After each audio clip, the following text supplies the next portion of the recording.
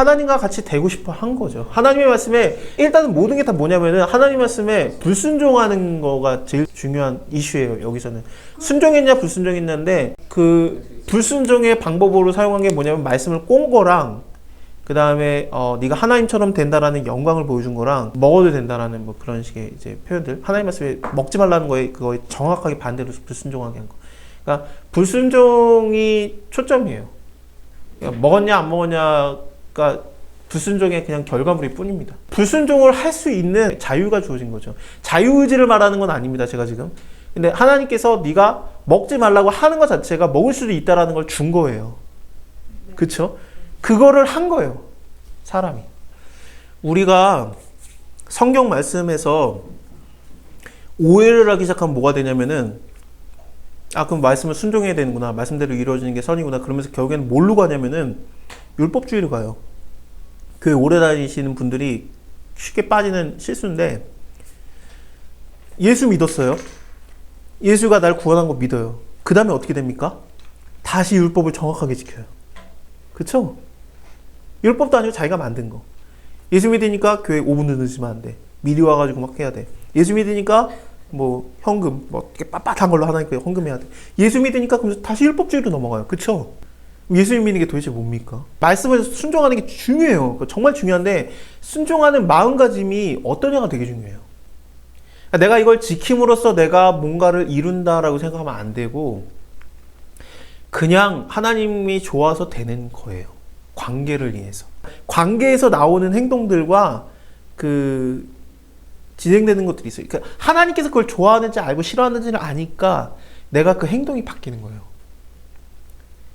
그래서 내가 그 행동을 한다고 하나님이 좋아하는 게 아니라 하나님을 사랑하니까 행동이 바뀌어요. 일단은 이 무화과 잎으로 엮어서 치마를 해 입고요. 그 다음에 그날의 날에 서늘할 때 동산에 거니시는 여호와 하나님의 음성을 듣고, 그 다음에 아담과 그 아내가 하나님의 얼굴을 피해서 동산나무에 숨습니다.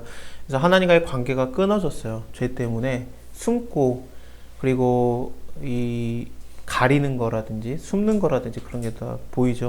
그리고 하나님의 얼굴을 피하는 거. 4장에서 가인이 아벨을 죽인 다음에 하나님께서 네 아우 아벨이 어디 있느냐, 그러니까 내가 알지 못합니다. 내가 아우를 지키는 자입니까? 네가 무엇을 하였느냐, 그리고 너를 인해서 땅이 저주를 받으리라 라든지, 그 다음에 주의 얼굴을 피하는 자가 되어 다시 보면은 여기서도 하나님의 얼굴을 피하고, 그쵸? 하나님의 얼굴을 피하고, 그 다음에 아담아 어디 있느냐라고 하시고, 그쵸? 다음 장에서는 네 아우 아벨이 어디 있느냐 그랬고요. 이게 피하는 자가 되고, 그 다음에 또 동산에서 동쪽으로 쫓겨나는데 이제 가인도 동쪽으로 더 도망가거든요. 두 번째 싸움이 가인의 싸움이었는데 가인이 집니다. 계속 이 싸움이에요. 계속. 네. 하나님 말씀에 순종할래 불순종할래 그 싸움이. 아브라함에게 하나님이 그래가지고 부탁한 게 뭐냐면은 약속의 땅 가나안 땅에 거하라 였어요. 그거 하나 지켜줄래? 그거 했던 거죠. 근데 오자마자 어떻습니까? 애굽에 가요. 아브라함 안 되겠네. 다시 시작하지 않고 용서하고 그냥 해요. 하나님의 기준치가 점점 낮아져요. 이때는 이거가 딱 안 됐어요. 그래서 다시 해야 되겠다. 그게 있었는데 점점 기준치가 계속 낮아져요. 그래서 그 1세대들이 그 무리바에서 하나님을 시험해가지고 반석에서 물이 쏟아져 나오는 거 먹지 않습니까? 그때도 죄를 졌는데 38년 후에 똑같은 장소에서 이제 2세대들만 남았는데 이제 얼마 있다가 들어가요. 가나안 땅 약속의 땅에 1세대들 거의 다 죽었고, 근데 이들이 무리바에서 똑같이 범죄해요. 같은 장소에서 한 사건을 두 번 쓴 게 아니라 그 갭이 38년의 갭이 있어요. 39년의 갭이 정확하게는.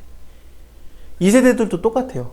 그럼 하나님 어떻겠습니까? 너희도 똑같구나. 그래서 버립니까? 참고 데려가요. 하나님의 기준이 점점 낮아져요. 우리에게. 그래서 지금은 어떻습니까? 지금은 하나님이 우리에 대한 기준이 얼마나 낮겠습니까? 우리한테 뭘 기대하겠습니까? 네가 나를 욕만 안 해도, 그리고 내가 너를 태어나게 했고 네가 자라나고 백발이 되어도 내가 너를 안고 가겠다 그래요. 그래서 아기 때 안고 가는 거 맞고, 근데 자라면은 야 지금 너가 몇 살인데 스스로 걸어야지. 하나님이 그 생각도 없어요. 내가 너를 그냥 안고 가겠다. 이사해서 해요. 그 다음에 네가 백발이 되어도 내가 너를 안고 가겠다. 하나님의 마음이 안 변해요. 기준이 이 바닥에 깔려 있어요. 하나님이 나한테 뭘 기대하실까? 내가 잘해야지, 내가 그래야지, 막 그러는 생각은 우리가 걱정을 안 해도 됩니다. 내가 뭔데, 뭘 할 수 있는데 할 수 없어요. 그래서 이 벌거벗겨졌음을 인해서 두려워합니다. 그랬더니 너 벌거벗었음을 누가 너에게 고했느냐? 하나님 몰라서 물어보는 게 아니죠. 다 알고 있습니다. 내가 너더러 먹지 말라고 한 남은 실과를 먹었느냐? 그랬더니 이미 하나님을 피하는 상황인데 아담이 가로되 하나님이 주셔서 나와 함께 하신 여자가 그가 그 나무의 실과를 주음으로 내가 먹었나이다. 그래서 여자를 보면서 이는 내 뼈 중에 뼈, 살 중에 살이라고 좋아했는데 관계가 이미 끊어졌어요. 그리고 아담이 더 못된 게 여자랑 같이 있었죠. 뭔지 못 모르고 먹은 게 아닙니다. 정확하게 뱀과 대화를 같이 했었습니다. 그래서 여기서는 그 너희가 그것을 먹는 날이 하면서 다 복수형이에요. 너희가 죽을 간으로 하면서 뱀과 대화를 할 때 너희가 이래요. 그래서 분명히 같이 있었던 건데 함께 하고 있었는데 근데 옆에서 가만히 있다가 같이 먹어놓고 이제 여자 핑계를 대요. 그래서 남자 여자가 둘이 한 몸을 이룰지라 그랬는데 이 하나님과의 관계도 이미 끊어졌고 죄로 인해서 그 다음에 사람과 사람의 관계도 끊어집니다. 그래서 다 관계가 깨져요. 이게 죽음이에요. 정령 죽으리라. 여호와 하나님이 여자에게 이르시되 네가 어찌해서 이렇게 하였느냐? 여자가 가로되 뱀이 나를 꿰므로 내가 먹었나이다. 그래서 여자는 이제 하나님이 만드신 뱀, 당신이 만든 그 3장 1절에 여호와 하나님이 지으신 들짐승 뱀, 당신이 만든 것 때문에 내가 이렇게 됐습니다. 당신 탓이네. 그래서 하나님 탓으로 돌리죠. 그래서 하나님께서 이제 뱀에게 이르되 네가 이렇게 하였으니 뱀한테는 안 물어봐요. 뱀한테는 뭐 물어볼 게 있습니까? 그냥 바로 사람을 이렇게 특별 대우를 한 거예요. 하나님이 사람한테 뭐 물어볼 게 있겠습니까? 왜 물어봤겠을까를 생각하면은 아마도 여기서 회개하기를 원하지 않았을까 싶어요. 그 아브라함이 동침했던 하갈이라는 애굽 여자 종이 있었어요. 사라의 그 여종이었죠. 근데 동침을 해가지고 이스마엘을 낳지 않습니까? 근데 이스마엘을 뵀을 때 사라에게 막 개겨요. 여주인에게. 그래서 사라가 보통 여자가 아니에요. 이 여자가 도망가게 만들어요. 임신한 상태로. 그러니까 진짜 갈군 거예요. 그래서 도망가는데 하갈이 도망가다가 하나님의 천사를 만나요. 하나님의 천사를 만나서 네가 하갈아, 그러니까 사라의 여종 하갈아 이렇게 말해요. 그러니까 네 존재가 뭐냐? 하나님께서는 우리의 존재를 먼저 걸고 넘어가요. 내가 누구냐라는 걸 되게 중요하게 여기거든요. 내가 지금 누군데 지금 뭔 상황이야? 그걸 되게 중요하게 여겨요. 우리가 하나님에 계시는 우리 아버지 기도하는 것도 내가 하나님의 아들이라는 정체성을 갖고 기도하게 하는 거예요. 하나님에 계신 우리 아버지와 하고 나서 기도를 하니까 내가 중요하게 생각했던 것들이 다 필요 없어지는 거예요. 하나님이 내 아버지인데 이름이 거룩히 하고 계시며 나라의 임하시며 뜻이 하늘에서 이룬 것처럼 땅에서 이루어졌다면서 기도가 확 바뀌는 겁니다. 하늘에 계신 우리 하나님께서는 우리의 정체성을 딱 짚고 넘어가시는데 그래서 사라의 여종 하갈아 네가 어디로 가느냐? 그러니까 내가 사라 때문에 내가 도망갑니다. 그랬더니 너가 너의 주인에게로 다시 돌아가라. 그 말을 해요. 하나님의 마음이에요. 하갈이 잘못을 해서 도망간 건데 하갈에게 말씀하시는 거는 네가 네 주인에게로 돌아가라. 그래서 하나님은 우리가 잘못하면은 쫓겨보내는 게 최종 목적이 아니라 다시 돌아와라. 그게 계속해서 그 창세기에서 전해지는 메시지입니다. 네가 돌아오면은 나는 너의 하나님이 되고 너희 나의 백성이 되리라. 그건 출애굽기고 요한계시록 마지막 장 마지막 절까지 이어집니다. 그 나의 백성 나는 그의 하나님이 되리라. 빌었으면은 뭔가 달라졌을 것 같은데 안 빌었어요. 결론적으로는 안 빌었고 하나님 탓했고 여자 탓했고 뱀 탓하고 내가 너로 여자와 원수가 되게 하고 너의 후손도 여자의 후손과 원수가 되게 하리니 그래서 그 여자의 후손은 예수 그리스도인데 여자의 후손은 너의 머리를 상하게 할 것이고 그래서 뱀의 머리를 밟는 자니까 그래서 아까 그 사단이 내보냈던 그 땅과 바다에서 나왔던 짐승들의 머리에 죽은 것 같은 상처가 있었던 이유가 뱀의 머리를 짓밟았기 때문에 그렇습니다. 너는 그의 발꿈치를 상하게 할 것이라 하고 또 여자에게 이르시되 이 발꿈치를 상하게 한다라는 게 여러 의견이 있는데 십자가에서의 죽음을 예수님의 십자가의 죽음을 상징한다라고 표현을 합니다. 여자에게 이르되 네가 네게 잉태하는 고통을 크게 하리니 네가 수고해서 자식을 낳을 것이다. 그래서 하나님은 여자를 저주하시는데 저주만 있는 게 아니라 지금 다 복까지 있어요. 지금 뱀을 저주하시는데 뱀의 머리를 상하게 하는 예수님이 보내질 거라는 게 창세기 3장에서 바로 예언이 되죠. 뱀의 머리를 짓밟을 자를 보내겠다라고 하시는 거고, 그래서 이게 또 하나님께서 복을 주신 거예요. 져주면서 복을 주신 거고, 그 다음에 또 여자에게 잉태하는 고통을 크게 하겠다 그랬는데, 이 져주면서 또 수고해서 자식을 낳는 생명을 또 나오게 하는 복을 주시는 거예요. 생명을 주는 존재는 하나님만 할 수 있었어요. 하나님께서 생명을 주는 거고 생명을 만드시고, 여자를 만드실 때도 하나님께서 만드시고 아담에게로 이끌어 오니까 그냥 이름만 지어줬던 거 아닙니까? 근데 이제는 사람이 사람에게 생명을 낳게 하는 그런 존재로서 주어지는 겁니다. 그래서 좀 굉장히 그냥 수고로만 끝나는 게 아니라, 그 다음에 너는 남편을 사모하고 남편은 너를 다스릴 것이다. 그래서 원래는 여성 남성이 동등한, 이제는 남성이 여성을 대표하는, 그런 남성이 여성을 다스리는 것이 이제 죄로 인해서 그렇게 순서가 바뀌어버리는 겁니다. 남자는 여자를 막대해도 되는가? 그게 아니죠. 왜냐하면 이건 죄에 대한 결과니까. 그러니까 뭐가 옳습니까? 원래 창조의 디자인 모습대로 남자 여자가 서로 동등한 위치를 갖는 게 맞습니다. 근데 역할은 달라요. 여성은 돕는 자고 남자는 다스리는 자로서 원래 사역을 하셨고, 그렇다고 능력이 떨어지는 건 아니었습니다. 돕는 자가. 그렇습니다.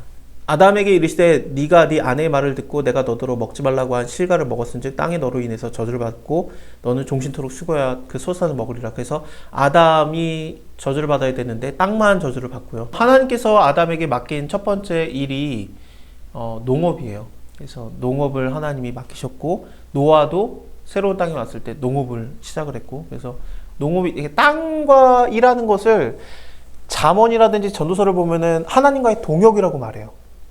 그러니까 인간은 땅에서 노력을 하고, 하나님께서는 땅에서 이 씨가 자라나고 열매 맺고 하늘에서 비와 물과 뭐 그런 것들을 내리게 하시고 영양분도 주고 뭐 들짐승에게도 안 밟히게 하시고, 그래서 하나님의 보호 아래 이게 자라나고 인간은 수고해서 그걸 먹는 거. 농업은 완전히 하나님과의 동역의 관계로 들어가요.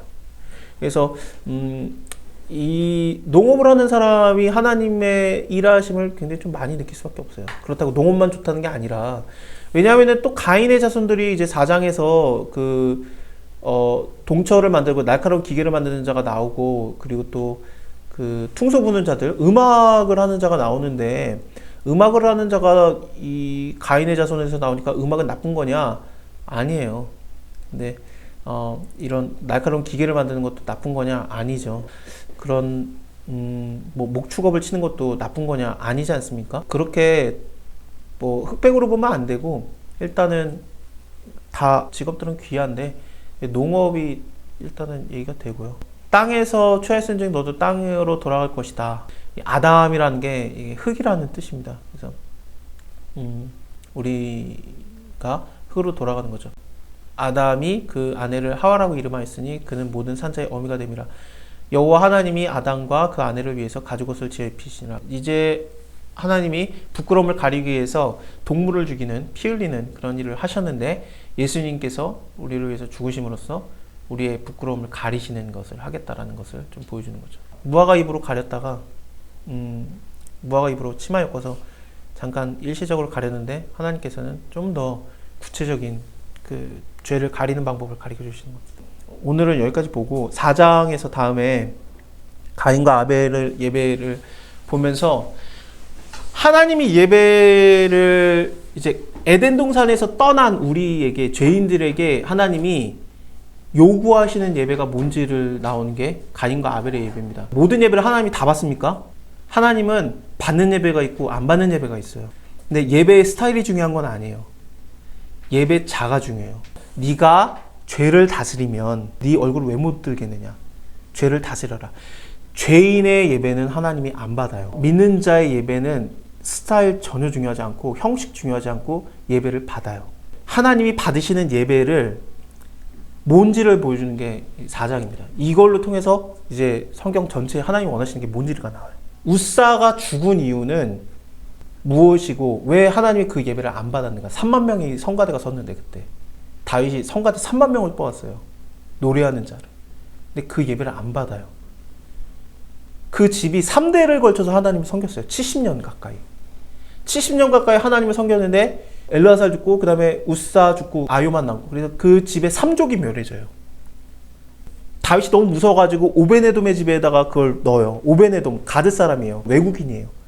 자기의 원수가 됐던 가드 족속에게, 블레셋 족속에게 오베네돔, 에돔의 종이라는 뜻이에요. 이름 자체도 에서 족속인지 모르겠는데 어쨌든 그 가드 사람 오베네돔, 에서와 에돔의, 그러니까 블레셋과 에돔의 혼혈인 것 같은데 완전히 자기의 그 원수들의 족속 집에다가, 오베네돔의 집에다가 여호와의 언약궤를 넣었는데 3달 만에 하나님이 복을 부어가지고 93명이 성경에 이름이 기록돼요.